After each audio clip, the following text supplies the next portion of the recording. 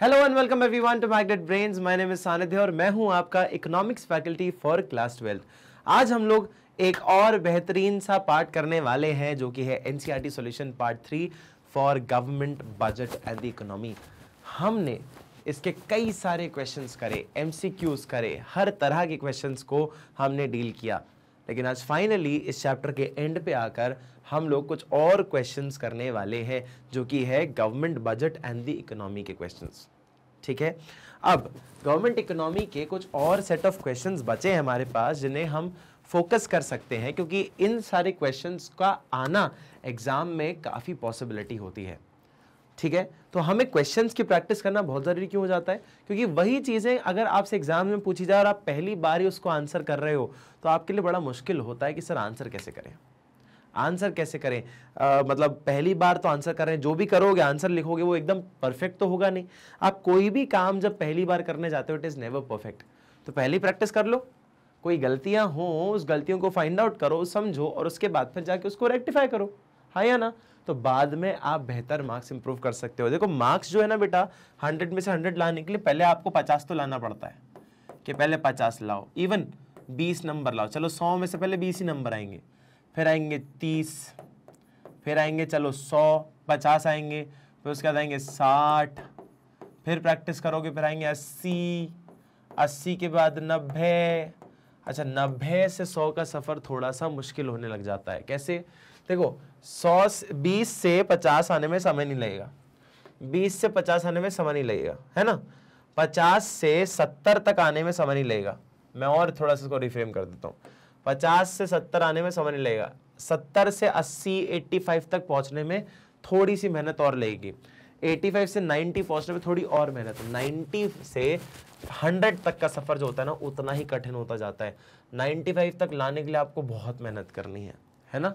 और 95 लाने के बाद अगर मान लीजिए आपके 98 आ रहे हैं बेटा, 98 के बाद वो 2 नंबर भी ना कटे, उसके लिए आपको जी तोड़ मेहनत करनी है और तब जाके आपका सफर ऐसे कंप्लीट होता है। ये आपका ग्राफ है बेटा, ये ग्राफ है। 20 से चालू करोगे फिर 50 पे जंप मार जाओगे अगर अच्छी मेहनत करिए तो, और अच्छी मेहनत करोगे 70 पहुंचोगे, 70 से 80 85 तक पहुंचोगे, 90 पहुंचोगे, 90 से 95 का सफर होगा, 95 से 98 का, 98 से 99 और फिर बहुत मेहनत के बाद 100। और 100 जो है आते हैं, आए हैं, इस बार भी आए थे, पहले भी आए थे और अब भी आएंगे, आप ही लोग लेके आओगे, कोई दोहरा ही नहीं उसके अंदर, है ना। पर इसके लिए आपको सारी क्लासेस में फुल फोकस के साथ पढ़ना पड़ेगा। जो हम आपसे टास्क करवा रहे हैं, आपको जो चीज़ें सिखा रहे हैं वो काफ़ी बेनिफिशियल है आप लोगों के लिए। ठीक है, तो आपको KG 1 से लेकर 12 तक की कोई भी वीडियोस देखनी हो, MP board, UP board, Bihar board, English में, हिंदी में, जिस भी सेगमेंट में देखनी हो, आप सारी की सारी वीडियोस देख सकते हो मैग्नेट ब्रेन्स चैनल पर ही। मैग्नेट ब्रेन्स चैनल आपको ऑफर करता है वैरायटी ऑफ स्टडी के लिए ऑल द निःशुल्क, मतलब एकदम फ्री सर्विसेज। तो आप चाहें तो सारी की सारी वीडियोस देख सकते हो all for free magnet brains website और उसके यूट्यूब चैनल पर भी। आइएगा चालू करते हैं हमारा क्वेश्चन नंबर 1, मतलब क्वेश्चन नंबर नॉट 1 बट इस पार्ट का पहला क्वेश्चन और पूरी सीरीज का question number 11। Explain the relationship between government deficit and government debt, कि गवर्नमेंट डेट और गवर्नमेंट डेफिसिट में क्या अंतर होता है ना। गवर्नमेंट डेट और गवर्नमेंट डेफिसिट में क्या अंतर होता है, जरा देखो एक बार, जरा अज्यूम करो आंसर क्या है इसका, क्या लगता है आपको क्या होगा इसके बीच में डिफरेंस।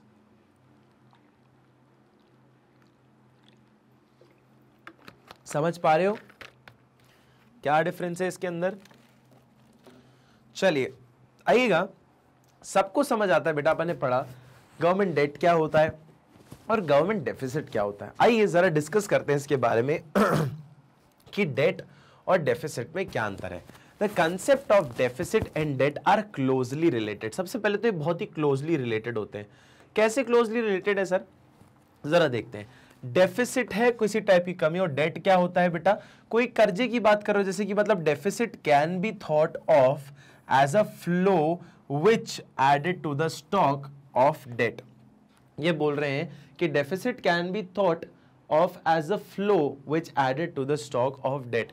कैसा मान रहे हो कि एक फ्लो है जो कि एक स्टॉक में जाके ऐड किया जा सकता है, उसे कहा जाता है, मतलब उस डेट के स्टॉक के अंदर जाके आप किसी चीज को ऐड कर दोगे तो डेफिसिट होता है।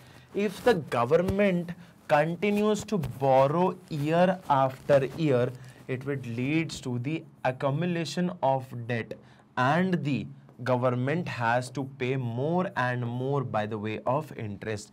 देखो क्या बोल रहा है, सिंपल सी बात है कि अगर आपके पास मान लीजिए कोई, अगर आप बोल रहे हैं कि अगर मैंने आपको, आप ऑलरेडी बीमार है, मान लीजिए आप सिक हैं, आप इल हैं, अगर आप इल हैं, ऑलरेडी बीमार हैं, आपको हो रहा है आपका हो रहा है बेटा, आपको फीवर आ रहा है, क्या आ रहा है बेटा, फीवर आ रहा है, आप इल हैं, क्यों आपको, क्योंकि फीवर आ रहा है। फीवर कितना है बेटा, फीवर है 102 डिग्री, 102 डिग्री सेल्सियस है ना, सॉरी सेल्सियस नहीं, फ़ारेनहाइट, 102 डिग्री फ़ारेनहाइट, सेल्सियस नहीं बेटा, मतलब तप जाओगे तुम, उड़ जाओगे, भस्म हो जाओगे 102 में, तो ठीक है।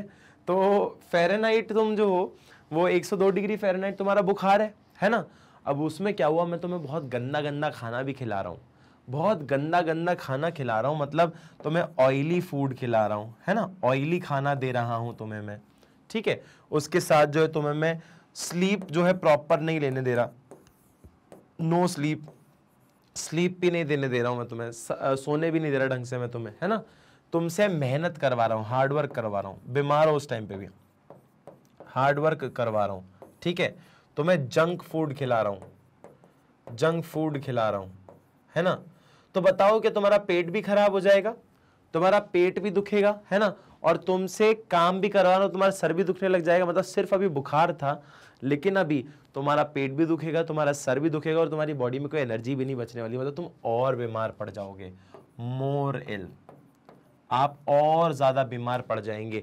बेटा ये हो कैसे रहा है, जब आप उस बीमारी को बढ़ाने के लिए और ऐसा काम कर रहे हो। अब मैंने आपको एक चीज सिखाई थी, डेफिसिट मतलब किसी टाइप की कमी, डेफिसिट का मतलब है किसी टाइप की कमी, डेफिसिट इज इक्वल्स टू कमी, हाँ या ना, कि आपके पास किसी चीज की कमी है, कि मैं 50,000 रुपए का फोन खरीदने गया लेकिन मेरे पास 40,000 रुपए थे, है ना।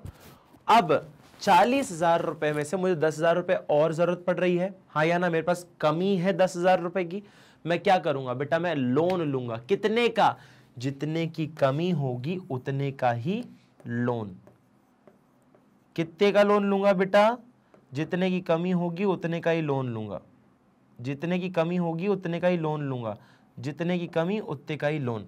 बोरोइंग्स, बोरोइंग बेटा, लोन उतने का ही लिया जाता है जितने की कमी हो आपके पास, हाँ या ना बेटा। अगर आपके पास कमी ही कमी होगी तो लोन पे लोन लेते जाओगे कि नहीं। अगर आपकी कमी ना हो, अगर आप सरप्लस में हो, पैसा आपके पास बहुत ज्यादा है कि 50,000 फोन खरीदने के लिए आपके पास लाख रुपए, तो 50,000 रुपए फिर भी बच गए ना, हाँ या ना। सरप्लस होगा तो आपका डेट होगा ही नहीं बेटा। बोरोइंग्स क्या है, डेट, एक तरह का डेट है, हाँ या ना, डेट है बेटा। डेट बढ़ता कैसे जाएगा, अगर कमी बढ़ती जाएगी तो और कर्जा लोगे, और कर्जा लोगे, और कर्जा लोगे, और यही बात तो यहां पे करी गई है। It leads to accumulation of debt, क्या होगा, आप बोरो करोगे year after year and it will lead to accumulation. Accumulation मतलब क्या, एक साथ अक्यूमुलेट हो जाना, accumulation of debt and the government has to pay more and more of by ways of interest, कि उनको ब्याज पे और ब्याज देना पड़ना लग जाएगा। मतलब कर्जे से नहीं ऊपर उभर पाएंगे, इसको हम कई बार क्या कहते हैं बेटा, अगर आप कर्जे से ही नहीं ऊपर पा रहे हो तो इसको डेट ट्रैप पॉलिसी भी कहते हैं। डेट ट्रैप पॉलिसी का मतलब है कि ऐसी पॉलिसी जो कि कर्जों में आपको इतना डुबा दे कि आप कभी उससे उभर ही ना पाओ। डेट ट्रैप पॉलिसी भी माना जाता है इसको। डेट ट्रैप पॉलिसी का मतलब है कि आपको कर्जे में इतना डुबा देना कि आप कभी उससे उभर ही ना पाओ, ठीक है। ये भी अगर कहा जाता है कि आप कर्जे में इतना डूब गए कि आप उभर ही नहीं पा रहे हो, वो बात अलग है कि और सारे मेथड्स होते हैं, टर्न अराउंड स्ट्रैटेजीज होती हैं, कई सारी चीजें होती हैं जिसके अंदर आप जो है अपनी ऐसी कंडीशन से ओवरकम करने की कोशिश कर सकते हो। अब जरा देखो, these interest payments themselves contribute to the debt, कि ये जो इंटरेस्ट पेमेंट होता है ये खुद भी अपने आप को क्या कंट्रीब्यूट करवा रहा है कर्जे में। Thus borrowing and interest payments lead to government deficit, कि भैया गवर्नमेंट डेफिसिट को लीड करता है क्या, आपकी बोरोइंग्स और इंटरेस्ट पेमेंट, और आपकी कमी बढ़ती जाती है, हाँ या ना। कर्जा बढ़ रहा है, कर्जा बढ़ रहा है मतलब कमी हो रही होगी, ऑब्वियस सी बात है, सफिशिएंट कमा नहीं पा रहे हो आप, सफिशिएंट अर्न कर रहे होते तो कमी को पूरा कर देते, लेकिन सफिशिएंट कम आपके कर्जा इतना बढ़ता जा रहा है कि आपकी कमी ही खत्म नहीं हो रही है। आप हर बार जो है कर्जा बढ़ता ही जा रहा है, बढ़ता ही जा रहा है, कमी हो ही नहीं रही पूरी कम। फिर where government expenditures exceed government's receipt, simple सी बात। डेफिसिट मतलब क्या, जब आपके एक्सपेंडिचर एक्सपेंसेस ज्यादा हो, खर्चा ज्यादा कर लिया कमाया कम, 50,000 खर्चा कर दिया 40,000 कमाया था, तो आपने क्या किया, कमी हो गई ना आपके 10,000 रुपए की, उसी की बात कर रहे हैं। So higher the government debt, government का डेट अगर हायर है, more will be the deficit and vice versa, ज्यादा होगा उसका डेफिसिट, उसका डेफिसिट भी ज्यादा ही होगा। अगर गवर्नमेंट का डेट ज्यादा है तो उसका डेफिसिट भी ज्यादा होगा, वाइस वर्सा। अगर गवर्नमेंट का डेट कम है तो उसका डेफिसिट भी कम होगा। क्यों? क्योंकि ऑब्वियसली हम डेट इसलिए लेते हैं क्योंकि कमी को पूरा करना है, डेफिसिट मतलब कमी, इस कमी को पूरा करने के लिए हमने पैसे का लोन लिया था। समझ आया? इसलिए दोनों कोरिलेटेड होते हैं एक दूसरे से। समझ आया? क्लियर है? यह हमारा क्वेश्चन नंबर 11 कहता है। फिर आते हैं हम लोग क्वेश्चन नंबर 12 के ऊपर। Does public debt impose a burden, explain. क्या पब्लिक डेट जो है वो इम्पोज अ बर्डन, क्या वो एक बर्डन लाता है? एक्सप्लेन करो इसको। चलो ठीक है, देखते हैं भैया पब्लिक डेट क्या लाता है क्या। Yes, public debt imposes a burden in the following cases. Following cases में वो आपका बर्डन लेके आता है। कैसे?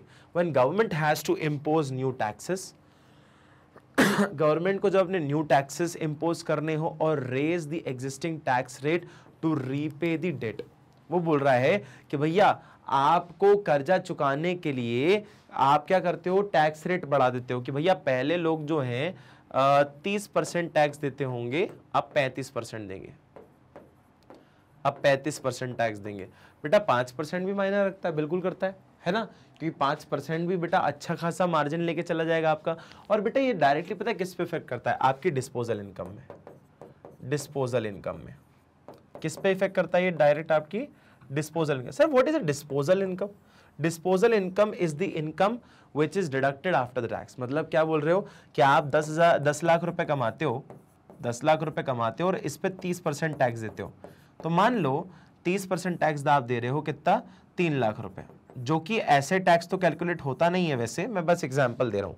जब आप टैक्स अगर कोई पढ़ेगा आगे जाके तो आपको पता चलेगा इसके स्लैब रेट्स होते हैं कि भैया 1 से लेके 2.5 तक कोई स्लैब रेट नहीं है, 2.5 से लेके 5 तक अलग है, 5 से लेके 7.5 तक अलग है, 5 से 10 अलग है, 10 के बाद अलग है, ऐसा रहता है ना। तो सबके स्लैब रेट्स चेंज होते रहते हैं। एक 5% होता है, फिर उसका 10, फिर नहीं 5, 20, 30, ऐसा अलग अलग परसेंटेजेस होते हैं। HEC होता है, सरचार्ज होता है, वो सब आपके आउट ऑफ कोर्स है, टैक्सेशन पार्ट आ गया वो जो मैं आपको बता रहा हूँ। लेकिन एक नॉर्मल अंदाजे वाला एक अमाउंट लेके चले तो मान लीजिए 10 लाख में से 3 लाख आपको टैक्स पे करना है, ठीक है, क्योंकि 30% था। समझ आया? अब बचा कितना, 7 लाख रुपए आपके पास, हाँ या ना, हाँ या ना बेटा। इसे कहा जाता है डिस्पोजल इनकम। डिस्पोजल इनकम इसे कहा जाता है डिस्पोजल इनकम, इसे बोला जाता है डिस्पोजल इनकम, ठीक है। अब नेक्स्ट पॉइंट जरूर देखिएगा, डिस्पोजल इनकम में इफेक्ट कैसे होगा अगर टैक्स रेट बढ़ गए तो। बेटा ये 30% के हिसाब से निकाला था, अब यही सेम चीज टैक्स रेट बढ़ गया, कितना हो गया, 35% हो गया बेटा। 35 मतलब चलो इसको आप 40% ले लो, एक अच्छा राउंड फिगर आ जाएगा अपने पास, इसको भी आप लेकर 40% ले लो, अच्छे राउंड फिगर में बात हो जाएगी, आसानी से समझ आ जाएगा। 30% से 40% टैक्स हो गया, ठीक है, 40% टैक्स हो गया बेटा। अब देखना जरा 40% टैक्स होने से क्या हुआ, चेंज हुआ जब, तो हमारे यहाँ पे लोग कितना कमा रहे थे, 10 लाख कमा रहे थे। चलो ठीक है, आ जाओ फिर से कर लेते हैं, 10 लाख रुपए कमा रहे हैं, है ना। इसमें से 40% मतलब कितना, 4 लाख, 4 लाख हटा दो, क्यों, टैक्स दे रहे हो, बचा कितना, 6 लाख रुपए। कितना बचा, 6 लाख रुपए बचा बेटा।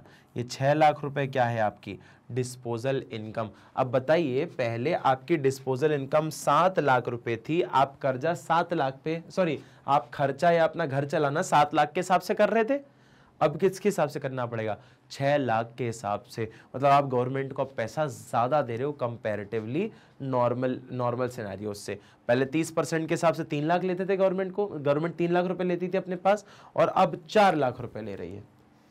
इंसान की तो परचेजिंग पावर पे इफेक्ट आ गया, लेकिन ये क्यों कर रहे हैं, टू रीपे द डेट।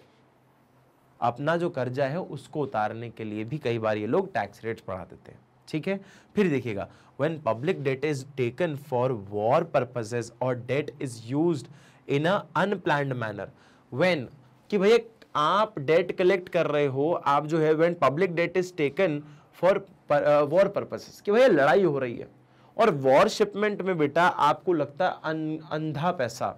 मैं बता रहा हूं, यूएस जब अफगानिस्तान के अंदर था, तो यूएस और अफगानिस्तान के सिनेरियो में अगर मैं आपको कुछ चीज समझाऊं तो बेटा मेरे को एक बात आपको बताने के लिए सफिशिएंट होगी कि यूएस ने जब बोला कि भैया हम अफगानिस्तान से, यूएसए ने जब अपने आप को बोला कि हम यूएसए जो है वो हम अब अफगानिस्तान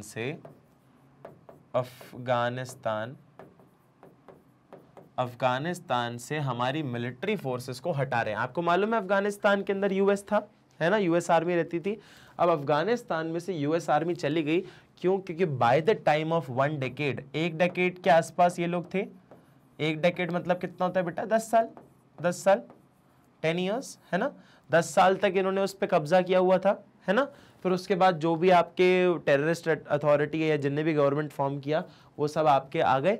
अब जरा एक बात को समझना, ये 10 साल का जो आपका टेन्योर था ना, इस 10 साल के टेन्योर में आपने जो यूएस ने जो आर्मी भेजी है वहां पे, इन्होंने कम से कम 1 ट्रिलियन यूएस डॉलर्स के आसपास, 1 trillion US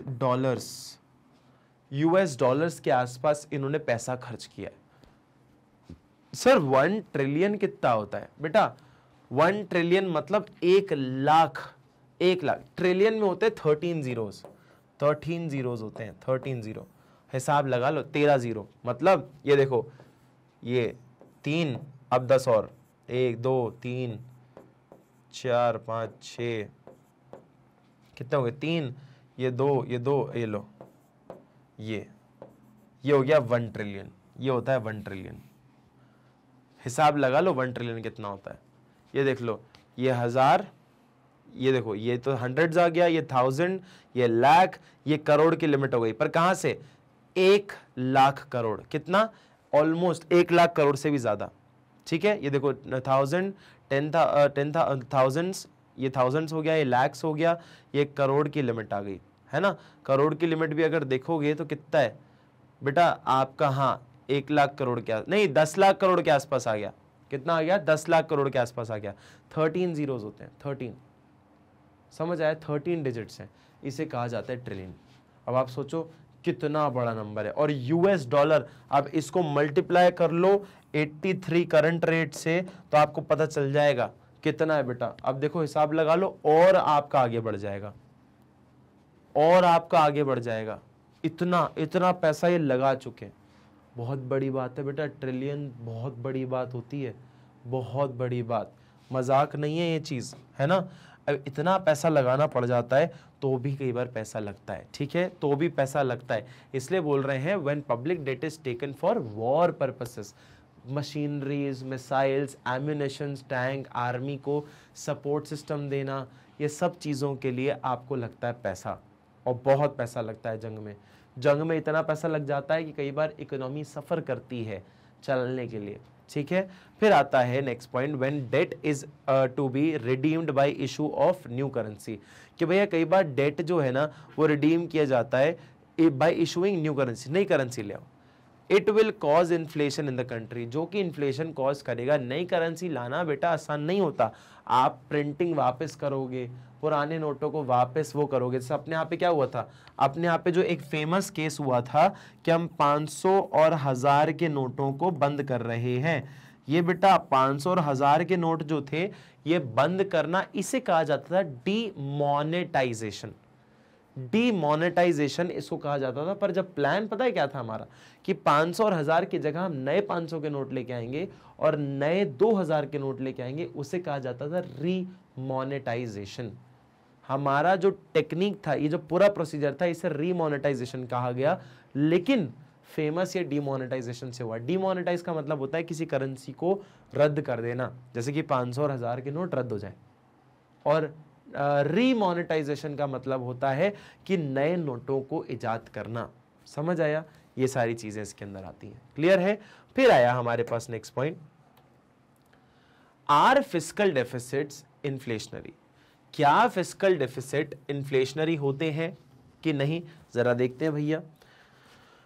no, if fiscal deficit is financed by issuing a new currency it will increase inflation। अभी देखो पिछले ही अपन ने एग्जांपल में पढ़ा कि पब्लिक डेट की बात कर रहे हैं, तो हाँ अगर नई करेंसी इशू करते हैं, नई करेंसी के इशू होने से इन्फ्लेशन आता है कंट्री में, ठीक है। अब देखो new fiscal deficit finance by the new currency, no, if word पे ध्यान देना, no if fiscal deficit is financed by, कि अगर फिस्कल डेफिसिट को पूरा करने के लिए हम नई करेंसी को इशू कर रहे होते तो वो बढ़ा देता इन्फ्लेशन को। इट मे बी वर्सन, और या फिर ज्यादा, it may be worsen if new currency is used to finance the current consumption expenditure of the government. वो बोल रहा है भैया इससे भी ज्यादा बुरा पता है क्या होता है, हम नई करेंसी छाप रहे हैं किसके लिए, फाइनेंस कर रहे हैं किसको, करंट कंजम्पशन, मतलब एक्सपेंडिचर जो कर रहे हैं ना उसको करने के लिए। मतलब आप ये बोल रहे हो कि पहले कर्जे आपके पास ज्यादा थे, खर्चा ज्यादा कर रहे थे, इनकम कम आ रही थी, अब नई करेंसी छाप दो और खर्चा और खर्चा कर दो और एक्सपेंडिचर कर दो।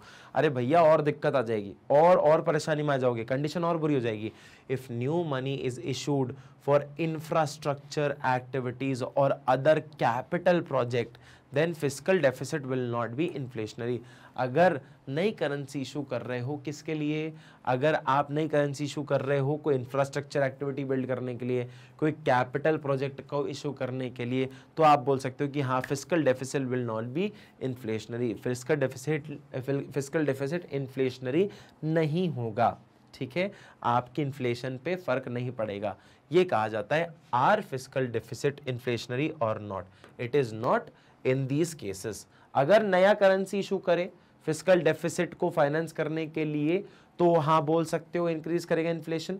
अगर बोल रहे हो कि भैया उससे भी और बुरा क्या हो सकता है कि अगर आप न्यू करेंसी इशू कर रहे हो हमारे करंट कंजम्पशन एक्सपेंडिचर को बढ़ाने के लिए, तो और दिक्कत हो जाएगी क्योंकि एक्सपेंडिचर वैसे ही ज्यादा है रेवेन्यू से, तभी तो डेफिसिट आया है, तभी तो डेफिसिट है, तभी तो कमी की कर्जा, आप खर्चा ज्यादा कर रहे हो कमाने से और नई करेंसी इशू करके और खर्चा कर रहे हो, मतलब तो खर्चा तो करते ही जा रहे हो, कमा तो रही नहीं हो, ठीक है, तो और दिक्कत आएगी। If new money is used for infrastructure activity, और अगर नई एक्टिविटी के लिए इंफ्रास्ट्रक्चर बिल्ड, नया करेंसी इशू किया जा रहा है फॉर इंफ्रास्ट्रक्चर एक्टिविटी, कुछ बना रहे हो, ब्रिज हो गया, रोड हो गया, कोई भी ऐसी चीजें बना रहे हो जो कि पब्लिक के हित में हो, और अदर कैपिटल प्रोजेक्ट्स, और अगर कोई कैपिटल प्रोजेक्ट आपका चल रहा है तो fiscal deficit will not be inflationary, fiscal deficit पे कोई ज्यादा फर्क पड़ेगा नहीं। क्लियर है?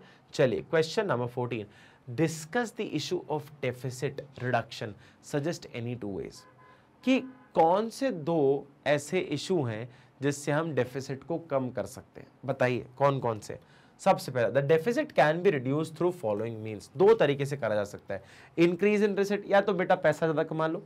डेफिसिट मतलब क्या है, fiscal deficit is equals to total expense minus total revenue, total receipts, लेकिन इसके अंदर एक चीज है, एक्सक्लूडिंग बोरोइंग्स। बोरोइंग्स हटा दो। सर बोरोइंग्स क्यों हटा दो? बेटा कर्जा है, लोन लिया हुआ है, तो हमारी इनकम नहीं हो, हमें वापस चुकाना है, और उल्टा बोरोइंग्स ही डेफिसिट को देखकर करी जाती है। डेफिसिट मतलब कमी, कमी उसके हिसाब से करी जाती है। अगर मान लो कमी में ही अगर हम लोन भी जोड़ दें, बेसिकली हमें फिस्कल डेफिसिट है कितने का, ये देखो मानो फिस्कल डेफिसिट है 20 रुपए का, और एक्सपेंस है हमारे 100 रुपए एक्सपेंस। ये देखते जाना, मैं आपको कुछ चीज समझा रहा हूं, ध्यान से देखना बेटा, इसको बहुत अच्छे समझोगे आप लोग। फिस्कल डेफिसिट 20 रुपए का है, कमी 20 रुपए की। कैसे 20 रुपए की कमी है? एक्सपेंडिचर हमारा है 100 खर्चा कर रहे हैं, और हम जो कमा रहे हैं वो जो है अपना 80 रुपए कमा रहे हैं, तभी तो दोनों के अंदर कमी आई है, हाँ या ना? दोनों के अंदर कमी आ गई, 20 रुपए आ गया, हाँ या ना? अब इसके अंदर हमने बोरोइंग्स इंक्लूड नहीं किया, क्यों? क्योंकि इस 20 रुपए की कमी को पूरा करने के लिए ही मैंने लोन लिया था। अगर मैं बोरोइंग्स, अब मैं कितने का लोन लूंगा? अगर 20 रुपए अगर मेरे को कम पड़ रहे हैं तो 20 रुपए का ही लोन लूंगा, तो 20 रुपए लोन लिया मतलब पैसा आया 20 रुपए, 20 रुपए पैसा आया, हाँ या ना? ये लो, अब बताओ, ये देखो 20 रुपए मैंने ऐड कर दिया, ये क्या है? ये बोरोइंग्स है, ये बोरोइंग्स है। अब देखो, अगर मैंने 20 रुपए ऐड कर दिया तो बेटा 100 माइनस 100 हो गया, आ जाएगा 0, आ जाएगा 0। तो फिस्कल डेफिसिट तो कभी भी नहीं आएगा, निकलेगा। फिस्कल डेफिसिट तो कभी भी अच्छा नहीं निकलेगा, हमेशा हमेशा कोई भी अलग ही अमाउंट निकलेगा। एक्चुअल फिस्कल डेफिसिट तो पता ही नहीं चल पाएगा। क्यों? क्योंकि आप लोन ले रहे हो ना उस डेफिसिट को पूरा करने के लिए, तो पता कैसे चलेगा कि हमारे पास कितना कम है? हाँ या ना? समझ आए? इसलिए हम बोरोइंग्स को एक्सक्लूड कर देते हैं। अब देखो क्या बोल रहा है कि अगर भाई आपको अगर कुछ ना कुछ ये फिस्कल डेफिसिट को कम करना हो तो यार कमाओ ज्यादा ना भाई, बोरोइंग्स की बात नहीं कर रहे हैं, बोरोइंग्स नहीं, कमाओ ज्यादा और खर्चा कम करो यार। दो ही चीज तो हो सकती है, दो ही चीज हो सकती है फिस्कल डेफिसिट को कम करने के लिए, पैसा ज्यादा कमा लो या खर्चा कम कर दो, सिंपल सी बात। डेफिसिट मतलब क्या? खर्चा ज्यादा हो गया कमाने से, लेकिन अगर उसको कंट्रोल करना है तो दोनों में से एक चीज है यार, या तो कमा ज्यादा लो या तो कमा ज्यादा लो या फिर खर्चा कम कर दो।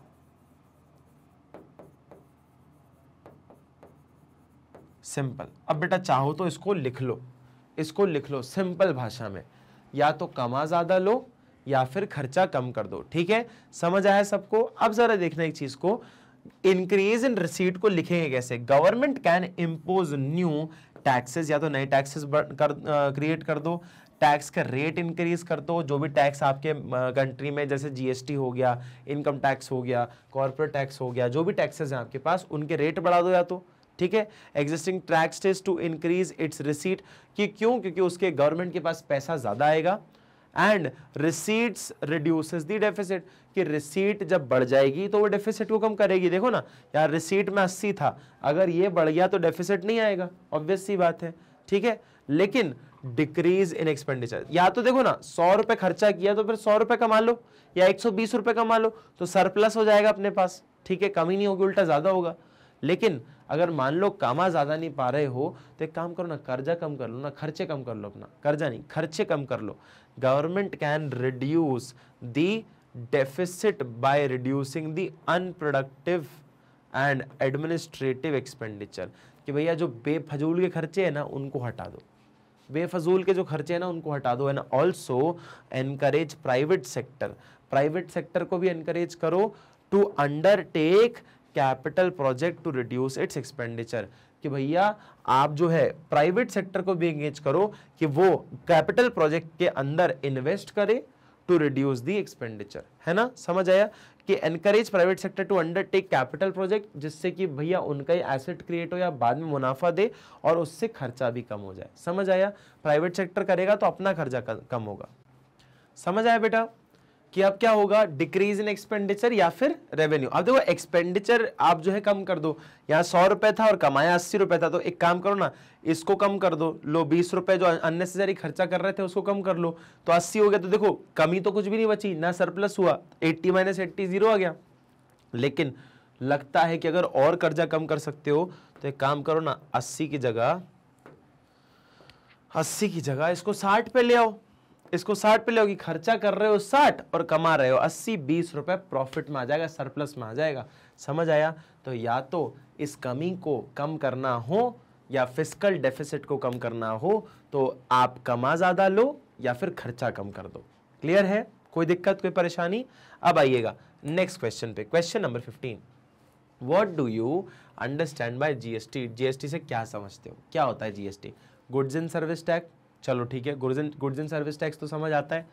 How good is the system of GST as compare to the old tax system, state its categories. वो बोल रहा है कि जीएसटी जो है वो पुराने आपकी जो टैक्स सिस्टम था उससे कैसे बेहतर है, जरा बताओ कि जीएसटी लाया क्यों, फिर जब अगर लाया है तो बेहतर होना चाहिए पहले से।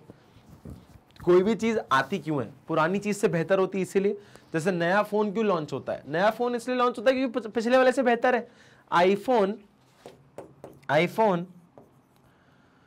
10 के बाद, आईफोन एक्स के बाद अभी आईफोन 15 आया, कंपैरिजन में हमारे पास काफी सारे फोन्स थे, हाँ या ना, काफी सारे मॉडल्स भी हैं, पर क्या आप इसमें कंपेयर कर पा रहे हो टेक्नोलॉजी के अंदर कितना डिफरेंस है भैया, बहुत डिफरेंस है टेक्नोलॉजी के अंदर, बहुत ज़्यादा डिफरेंस है ना। तो आप क्यों बनाते हो नया प्रोडक्ट, नया प्रोडक्ट इसलिए बनाते हो कि पिछले वाले से बेहतर होगा। तो भैया ऑब्वियस सी बात है, जीएसटी अगर आप लाए हो तो कुछ सोच समझ के लाए होगे, ऐसे तो है नहीं पूरे देश के अंदर आपने जीएसटी लागू कर दिया और कुछ उसका फायदा नहीं है। तो आप जरा देखो कि इसका पर्पस क्या है, आइएगा जरा देखते हैं अपन। आते हैं, GST goods and service tax is a single comprehensive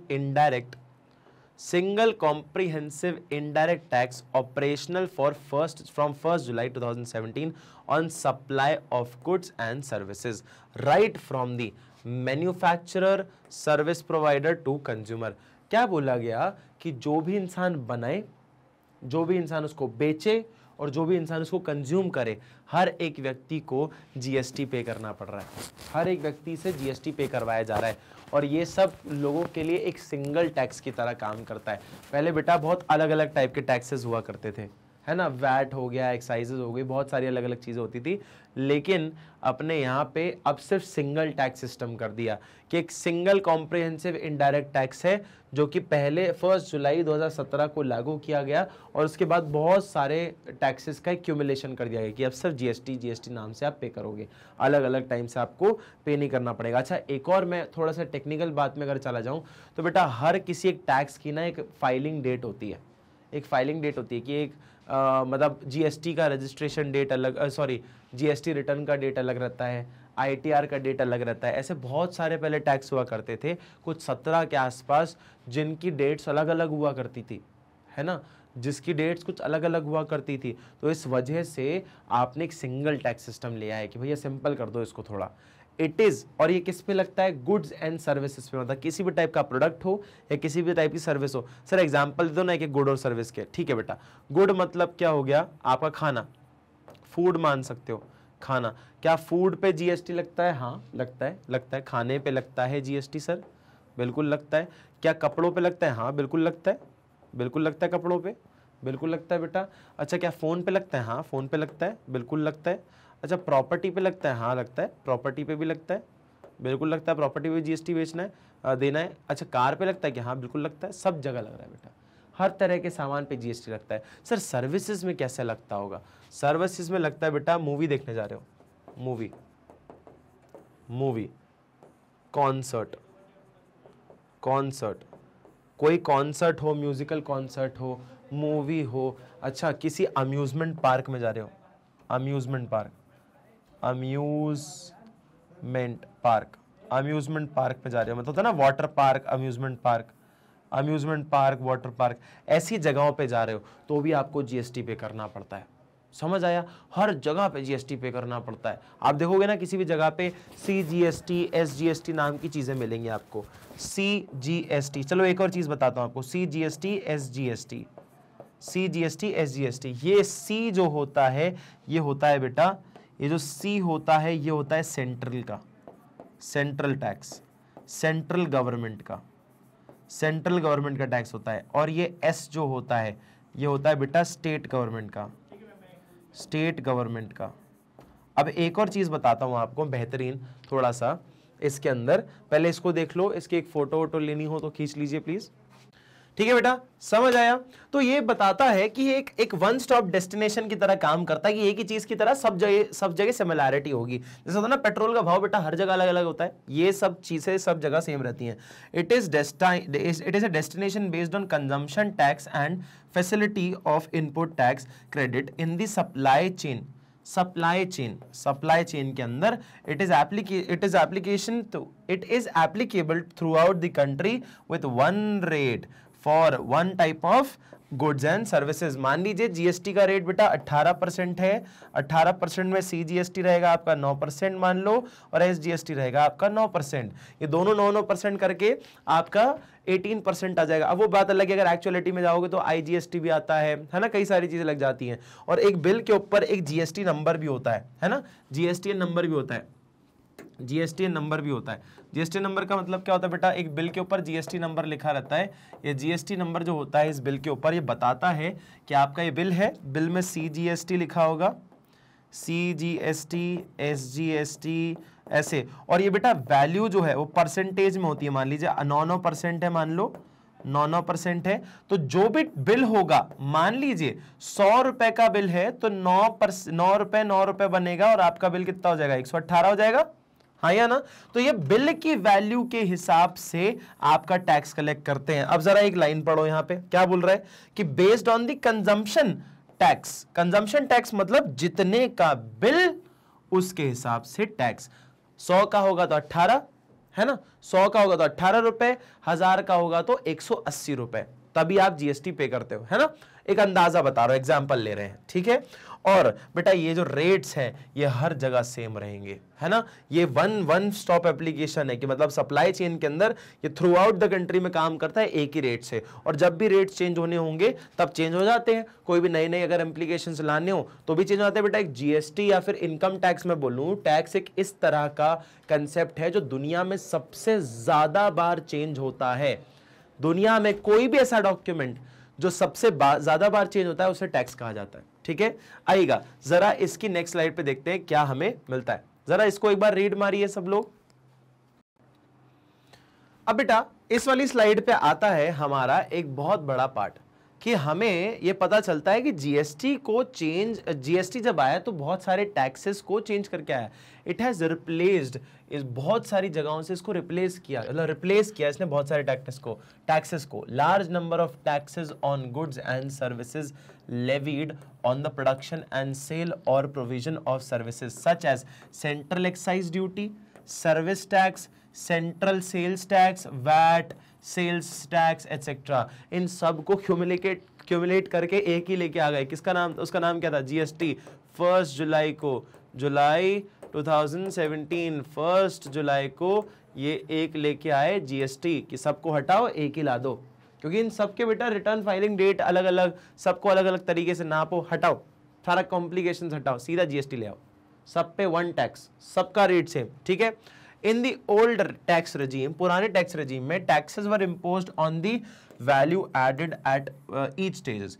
अच्छा, हर स्टेज पे जो वैल्यू ऐड करे ना उस पर टैक्स कंक्लूड होता था, as well as on the total value पे भी लगता था, और टैक्स जो आपकी हर स्टेज पे भी टैक्स लगता था।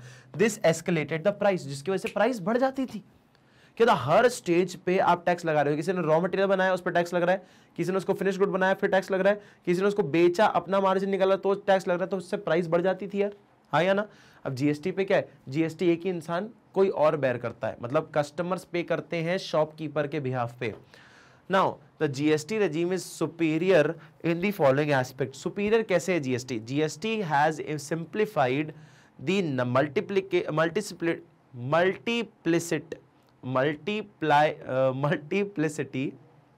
multiplicity of taxes on goods and services। GST ने बहुत ज्यादा तरीके से इसको सिंप्लीफाई कर दिया टैक्सेस सिस्टम को गुड्स एंड सर्विसेज के अंदर, कि भैया आपका एक ही टैक्स है, एक ही रेट पे कैलकुलेट करने लगेगा। The laws and rates of taxes across the country are standardize, वही सेम बात, सबकी स्टैंडर्डाइज कर दिया रेट, कि सब जीएसटी लेंगे, सीजीएसटी, एसजीएसटी, स्टेट अपना लेगा, गवर्नमेंट अपना लेगा, और सबका रेट जो है सेम कर दिया, अलग अलग कुछ नहीं, ठीक है।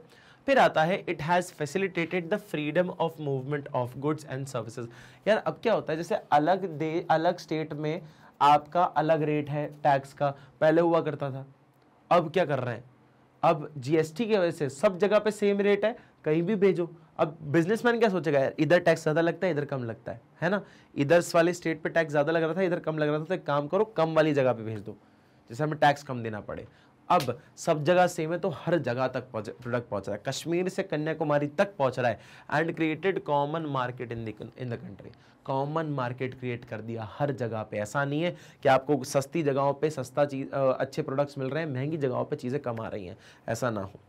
It is aimed at reducing the cost of business operations.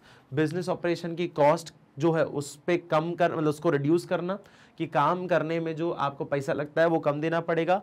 Cascading effect of various taxes on the consumer. क्या कैस्केडिंग इफेक्ट मतलब टैक्स के ऊपर टैक्स लगा रहे थे ना, वो नहीं होगा। अब सिर्फ एक ही टैक्स रहेगा। It has also reduce the overall cost of production which will make Indian products and services more competitive in the domestic and international market. अब यार पैसा कम लगा रहे हो, टैक्स कम लगा रहे हो, तो ऑब्वियसली सस्ता बेचोगे, और सस्ता बिकेगा तो अपने देश में भी लोग कंज्यूम करेंगे, और बाहर के देश में भी सस्ता प्रोडक्ट क्यों नहीं इस्तेमाल करना चाहेगा कोई, है ना। ऑब्वियस सी बात है, सस्ती चीज किसको पसंद नहीं है, सस्ती और अच्छी चीज, लेकिन महंगी हो जाएगी वही चीज तो क्या फर्क पड़ता है ना, लोग खरीदना कम कर देंगे, ठीक है। It will also result in higher economic growth. ये किस में हेल्प करता है बेटा, हायर इकोनॉमिक ग्रोथ, कि अगर अच्छा टैक्सेशन सिस्टम होगा तो इकोनॉमी में ग्रोथ भी अच्छी होगी, सिंपल सी बात। यही चीज हमें यहाँ पे कंक्लूड करी जाती है, क्लियर है। फिर आता है हमारे पास एक और पॉइंट, कंप्लायंस।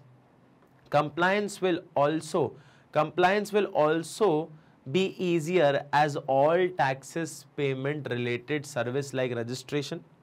Compliance जो होगी वो भी आसान होगी, जैसे मैंने बोला ना, एक ही टैक्स है तो आपको उसके नॉर्म्स या रूल्स एंड रेगुलेशन फॉलो करना भी आसान होगा, नहीं तो आपको 10-15 अलग तरीके टैक्सेस के लिए अलग अलग रूल्स एंड रेगुलेशन फॉलो करने पड़ते थे। अब एक ही है, सबके लिए सेम है, तो इसके रूल्स एंड रेगुलेशन को फॉर्म करना और इस्तेमाल करना है, कंप्लायंस को फॉलो करना आसान हो गया। Payment related service like registration, returns payment की रजिस्ट्रेशन करना है, जीएसटी रजिस्ट्रेशन करना है, आसान हो जाएगा। पर ना, नहीं तो फिर आप अलग अलग टैक्सेस के लिए अलग अलग रजिस्ट्रेशन कर रहे हो, सबको फाइल करने के लिए अलग अलग डेट पे अलग अलग डेडलाइंस हैं आपके पास, ऐसा ना हो। Are available online through common portal www.gst.gov.in के ऊपर जाकर आप अपनी रिटर्न फाइनल भी कर सकते हो, जीएसटी रिटर्न्स। अच्छा, अब देखो कई बार क्या देखा गया है कि जीएसटी जो है ना, लोग क्या करते हैं बेटा, प्रोडक्ट्स होते हैं जैसे कार, और जैसे कार है भैया फॉर्च्यूनर गाड़ी है बेटा। अब मैं आपको एक बहुत अच्छी चीज बताता हूँ, फॉर्च्यूनर के ऊपर बहुत सारा टैक्स लगता है। मतलब मान लो 50 लाख रुपए की गाड़ी है ना, ये 50 लाख रुपए की गाड़ी है ना, तो इस पे ये गाड़ी एक्चुअली 35 लाख रुपए की है, बाकी 15 लाख आप टैक्स दे रहे हो, बाकी 15 लाख आप एक्चुअली टैक्स दे रहे हो, ठीक है। 15 से 14 लाख आप एक्चुअली टैक्स दे रहे हो बेटा। ये टैक्स जो है ना कम हो जाता है अगर आप कंपनी के नाम पे लेते हो।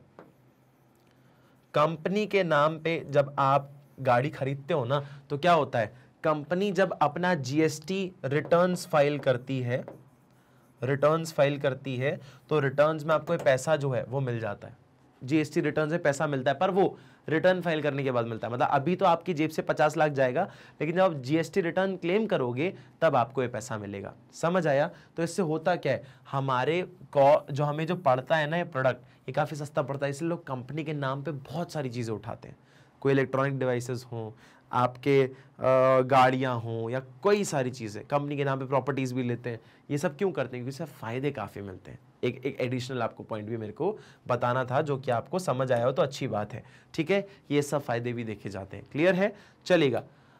उसके बाद it has expanded the tax base, introduced higher transparency, कि इसने क्या किया है, एक्सपैंड किया टैक्स बेस को और इंट्रोड्यूस हायर ट्रांसपेरेंसी। इससे ना हमारी ट्रांसपेरेंसी काफ़ी अच्छी हो गई, कौन कितना पैसा दे रहा है टैक्स में, जीएसटी के अंदर, वो भी हम काफ़ी आसानी से देख पाते हैं। रिड्यूस्ड ह्यूमन इंटरफेरेंस, इंसान का इन्वॉल्वमेंट कम हो गया क्योंकि टैक्स सिस्टम आसान हो गया पहले से।